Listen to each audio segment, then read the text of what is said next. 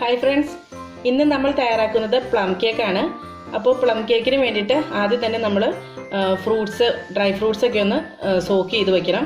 അപ്പോൾ അതിന് വേണ്ടിയിട്ട് ഒന്നല്ലെങ്കിൽ ഓറഞ്ച് ജ്യൂസ് എടുക്കാം, അല്ലെങ്കിൽ വൈൻ എടുക്കാം, അല്ലെങ്കിൽ റമ്മൊക്കെ യൂസ് ചെയ്യണവർക്കാണെങ്കിൽ റമ്മ് ഉപയോഗിക്കാം, അല്ലെങ്കിൽ ഇതൊന്നും ഇല്ലെങ്കിൽ നിങ്ങൾക്ക് ഷുഗർ സിറപ്പിൽ സോക്ക് ചെയ്ത് വെച്ചാൽ മതി. അതുപോലെ ഡ്രൈ ഫ്രൂട്ട്സ് ഒക്കെ നിങ്ങളുടെ ഇഷ്ടത്തിനനുസരിച്ച് എടുക്കുക. ഇപ്പം ഞാൻ എടുത്തിരിക്കുന്നത് ഒരു 1/4 കപ്പ് ബ്ലാക്ക് കളർ റൈസിൻസ് ആണ് എടുത്തിരിക്കുന്നത്, ഉണക്കമുന്തിരി. അപ്പോൾ ഈ മുന്തിരിയിൽ കുരുവില്ലാത്ത മുന്തിരിയാണ് കേട്ടോ എടുത്തിരിക്കുന്നത്, അതായിരിക്കും നല്ലതെന്ന് തോന്നുന്നു.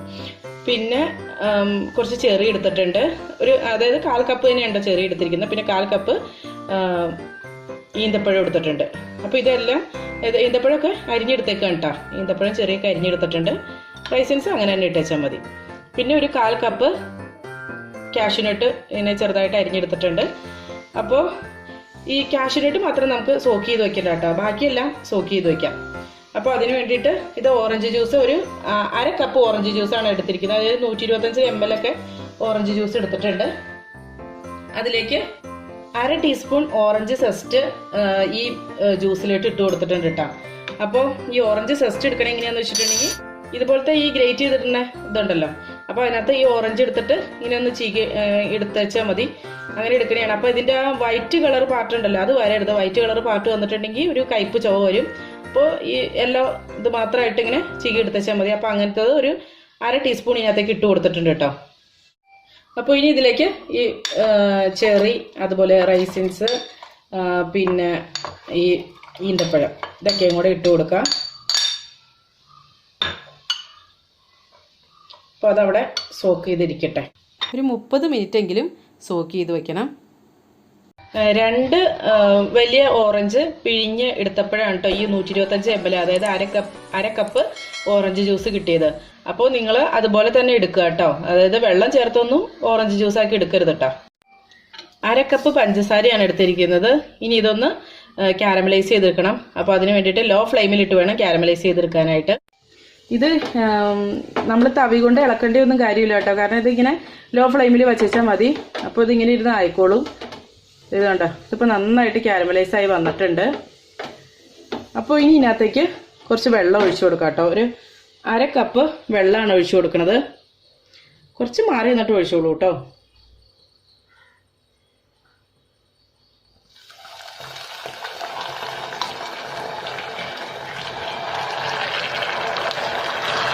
അപ്പോൾ ഇത് കുറച്ച് ഇങ്ങനെയായിട്ട് വരും, അത് സാരമില്ല. കുറച്ചൊരു കഴിയുമ്പോഴത്തേനും അതായത് കൂടെ അലിഞ്ഞ് പൊക്കോളൂ കേട്ടോ.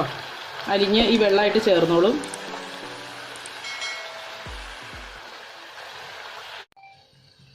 ഇപ്പോൾ ഇത് ആ കട്ടയായിട്ട് കിടന്നതൊക്കെ നല്ലതായിട്ട് യോജിച്ച് വന്നിട്ടുണ്ട്. അപ്പോൾ ഇനി ഫ്ലെയിം ഓഫ് ചെയ്യാം കേട്ടോ. അപ്പോൾ ഇനി ഇതിവിടെ നിന്ന് തണുക്കട്ടെ. ഇതൊരു 8 ഇഞ്ചിൻ്റെ കേക്ക് ടിന്നാണ് എടുത്തിരിക്കുന്നത്. ഇനി ഇത് ഗ്രീസ് ചെയ്ത് ലൈൻ ചെയ്തെടുക്കണം. അപ്പോൾ അതിന് വേണ്ടിയിട്ട് കുറച്ച് ഓയിലൊന്ന് അപ്ലൈ ചെയ്ത് കൊടുക്കാം ആദ്യമേ തന്നെ. അപ്പോൾ സൈഡിൽ കൂടെയൊക്കെ ശരിക്കും ഈ ഓയിലൊന്ന് തേച്ച് പിടിപ്പിച്ച് കൊടുക്കണം. ഇനി കേക്ക് ടിന്നിലേക്ക് നമുക്ക് പാച്ച്മെന്റ് പേപ്പർ ഇട്ട് കൊടുക്കാം.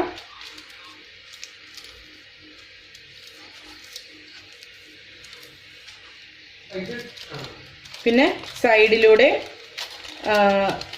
ഈ പേപ്പറും വച്ചു കൊടുക്കാം. അപ്പോൾ ഇതുപോലത്തെ ബട്ടർ പേപ്പറോ പാച്ച്മെന്റ് പേപ്പറോ ഒന്നും ഇല്ലെങ്കിൽ നമുക്ക് കുറച്ച് മൈദ ഇട്ടിട്ട് അതൊന്ന് ഡസ്റ്റ് ചെയ്തെടുത്താൽ മതി. പിന്നെ അത് കൂടാണ്ട് നമുക്ക് A4 ഷീറ്റിൽ വെച്ചിട്ട് കുറച്ച് എണ്ണ പറ്റി എടുക്കുകയാണെങ്കിൽ ഇതുപോലെ തന്നെ ഉള്ളൊരു പേപ്പറാക്കി റെഡിയാക്കി എടുക്കാനും പറ്റും കേട്ടോ. അപ്പോൾ ഇതാ കേക്ക് ടിൻ റെഡിയാക്കി എടുത്തിട്ടുണ്ട്. അപ്പോൾ ഇനി ഇത് മാറ്റി വയ്ക്കാം. അപ്പോൾ ഇനി ഓവൻ പ്രീഹീറ്റ് ചെയ്യാനായിട്ട് വെക്കണം 180 ഡിഗ്രിയിൽ. അപ്പോൾ നമ്മുടെ ഓവൻ ഇതാണ് കേട്ടോ, ഈ ചരുവത്തിലാണ് ഉണ്ടാക്കുന്നത്. അപ്പോൾ ഈ ചരുവത്തിൻ്റെ അകത്തേക്ക് കുറച്ച് ഉപ്പിട്ട് കൊടുത്തിട്ടുണ്ട്. അപ്പോൾ ഇനി മുകളിലായിട്ട് നമുക്കൊരു ഇതുപോലത്തെ ഒരു വയറാക്കി ഇട്ട് കൊടുക്കാം. എന്നിട്ട് ഇത് മൂടി വെച്ച് ഒരു 10 മിനിറ്റ് നേരത്തേക്ക് ലോ ഫ്ലെയിമിലിട്ട് പ്രീഹീറ്റ് ചെയ്തെടുക്കാം. അപ്പോൾ ആ 10 മിനിറ്റ് നേരം കൊണ്ട് നമുക്ക് കേക്കിന് വേണ്ടിയിട്ടുള്ള ബാറ്റർ റെഡിയാക്കി എടുക്കാം. ഒരു അരിപ്പയിലേക്ക് 1/2 കപ്പ് മൈദ ഇട്ട് കൊടുക്കാം.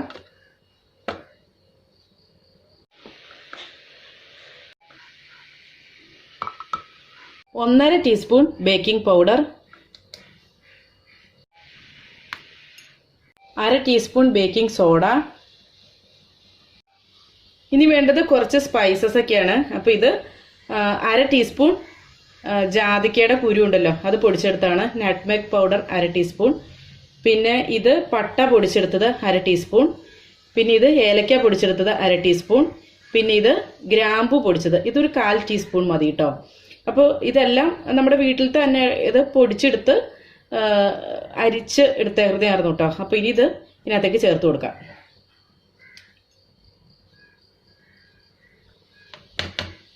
നമ്മൾ ആ പഞ്ചസാര കാരമലൈസ് ചെയ്യാൻ വെക്കൂലേ, അപ്പോൾ ആ ടൈമിനുള്ളിൽ നമുക്ക് ഈ പൊടികളൊക്കെ ഒന്ന് പൊടിച്ച്, അതായത് നമ്മുടെ ഈ സ്പൈസസ് ഒക്കെ പൊടിച്ചെടുക്കാം, അതുപോലെ പഞ്ചസാര പൊടിച്ചെടുക്കുകയൊക്കെ ചെയ്യാം കേട്ടോ.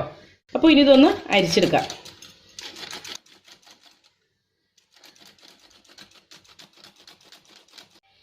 അപ്പോൾ അതാ മൈദയൊക്കെ അരിച്ചെടുത്തിട്ടുണ്ട്. ഇനി ഇത് മാറ്റി വയ്ക്കാം. ഇനി നല്ല ഡ്രൈ ആയിട്ടുള്ളൊരു ബൗൾ എടുത്തിട്ടുണ്ട്. ഇതിലേക്ക് ഈ 4 മുട്ട പൊട്ടിച്ചൊഴിക്കാം. ഇതായിപ്പോൾ 4 മുട്ടയും പൊടിച്ചൊഴിച്ചിട്ടുണ്ട്. ഇനി ഇതിലേക്ക് 1 ടീസ്പൂൺ വാനില എസൻസ് ഒഴിച്ചു കൊടുക്കാം. പിന്നെ ഒരു 1/4 ടീസ്പൂൺ ഉപ്പും കൂടെ ഇട്ട് കൊടുക്കാം. ഇനി ഇത് നന്നായിട്ടൊന്ന് ബീറ്റ് ചെയ്തെടുക്കണം. അപ്പോൾ ലോ സ്പീഡിൽ നിന്നും തുടങ്ങി ഹൈ സ്പീഡിലേക്ക് കൊണ്ടുവരണം. പിന്നെ ഈ മുട്ടയൊന്നും ഫ്രിഡ്ജിൽ നിന്ന് എടുത്ത് ഡയറക്റ്റ് യൂസ് ചെയ്യരുത്. റൂം ടെമ്പറേച്ചറിലുള്ള മുട്ട വേണം ഉപയോഗിക്കാനായിട്ട്.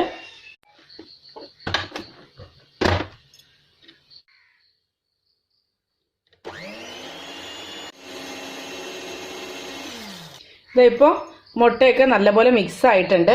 ഇനി ഇതിലേക്ക് 1 കപ്പ് പഞ്ചസാര പൊടിച്ചത്, 1 കപ്പ് പഞ്ചസാരപ്പൊടി അല്പാൽപമായിട്ട് ഇട്ട് കൊടുത്ത് ബീറ്റ് ചെയ്തെടുക്കണം. എന്നിട്ട് ഈ മുട്ടയുടെ ഇപ്പം മഞ്ഞ കളറായിട്ട് ഇരിക്കുന്നതൊക്കെ ഒരു ഓഫ് വൈറ്റ് കളർ ആവുന്നത് വരെ ബീറ്റ് ചെയ്തെടുക്കണം. ഇപ്പോൾ ഇതിൻ്റെ കളറൊക്കെ നല്ലപോലെ ചേഞ്ച് ആയി വന്നിട്ടുണ്ട്. ഇനി ഇത് ബീറ്റ് ചെയ്തുകൊണ്ട് തന്നെ, അതായത് ലോ സ്പീഡിലിട്ട് ബീറ്റ് ചെയ്തുകൊണ്ട് ഒരു 3/4 കപ്പ് റിഫൈൻഡ് ഓയിൽ ഒഴിച്ചു കൊടുക്കണം. ഞാനിവിടെ റൈസ് ബ്രാൻ ഓയിലാണ് എടുത്തിരിക്കുന്നത്. അപ്പോൾ അത് ഒഴിച്ചു കൊടുക്കാം. ഓയിൽ ഒഴിച്ചു കഴിഞ്ഞിട്ട് 1 മിനിറ്റിൽ കൂടുതൽ ബീറ്റ് ചെയ്യരുത്. ഇനി ഇതിലേക്ക് കാരമൽ സിറപ്പ് ഒഴിച്ചു കൊടുക്കാം. അപ്പോൾ 1/2 കപ്പ് കാരമൽ സിറപ്പാണ് ഉണ്ടായിരുന്നത്. അപ്പോൾ അതങ്ങോട്ട് ഒഴിച്ചു കൊടുക്കാം. അപ്പോൾ ഇത് ബീറ്റ് ചെയ്തുകൊണ്ട് തന്നെ വേണ്ടിട്ട് ഒഴിച്ചു കൊടുക്കാനായിട്ട്.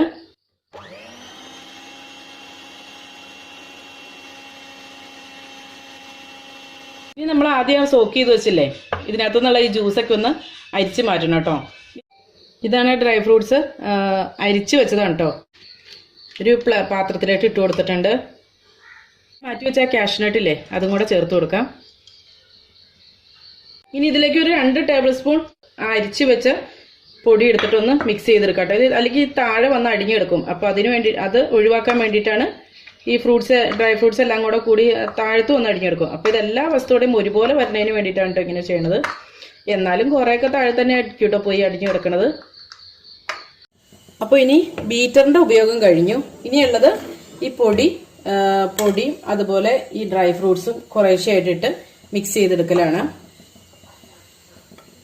അപ്പോൾ ഈ പൊടി കുറേശ്ശെ ആയിട്ട് ഇട്ട് കൊടുക്കാം.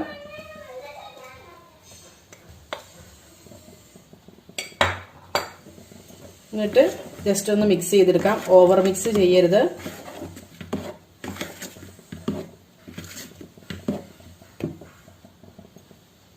അപ്പോൾ അതായത് ആദ്യം പൊടി ഇട്ടു, പിന്നെ കുറച്ച് ഈ ഡ്രൈ ഫ്രൂട്ട്സ് ഇട്ട് കൊടുക്കാം.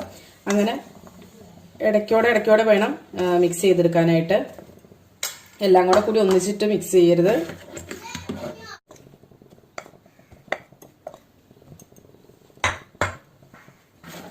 ഈ കാരമൽ സിറപ്പ് ഉണ്ടാക്കുന്നതിന് പകരമായിട്ട് നമുക്ക് ബ്രൗൺ ഷുഗർ ഉണ്ടെങ്കിൽ അത് ഡയറക്റ്റ് യൂസ് ചെയ്താൽ മതി കേട്ടോ. അപ്പോൾ കാരമൽ സിറപ്പ് ഒന്നും ഉണ്ടാക്കേണ്ട ആവശ്യമില്ല. ഇതങ്ങനെ ബാറ്റർ റെഡി ആയിട്ടുണ്ട്. അപ്പോൾ ഇനി ഈ ബാറ്റർ കേക്ക് ടിന്നിലേക്ക് ഒഴിച്ചു കൊടുക്കാം.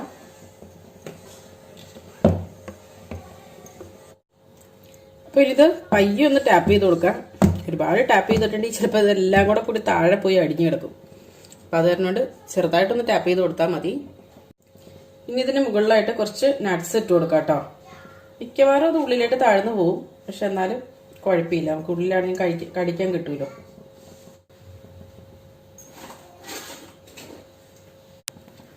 അപ്പോൾ ഇനി നമുക്ക് ഈ ഇതിനകത്തേക്ക് ഇറക്കി വെക്കാം കേട്ടോ.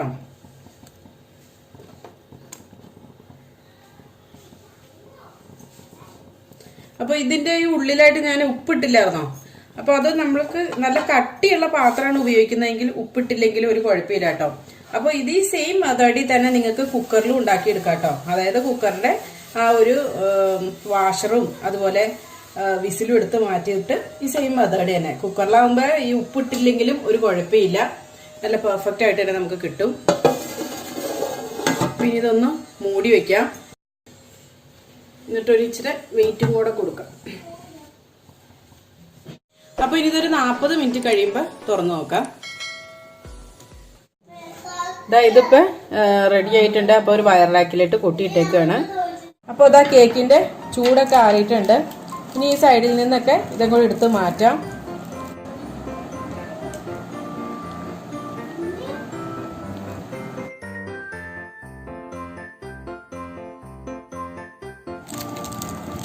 അപ്പോൾ ഇതിങ്ങനെ പാക്ക് ചെയ്യുമ്പോൾ ഇതുപോലത്തെ ഇത് വെച്ചിട്ട് ഇങ്ങനെ അങ്ങോട്ട് പാക്ക് ചെയ്ത് വെച്ചാൽ മതി.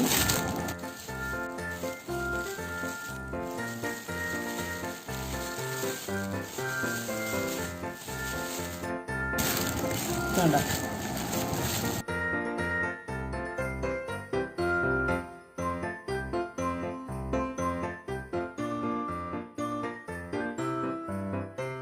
അപ്പോൾ ഇതാ അങ്ങനെ നമ്മുടെ ടേസ്റ്റി ആയിട്ടുള്ള പ്ലം കേക്ക് റെഡി ആയിട്ടുണ്ട്.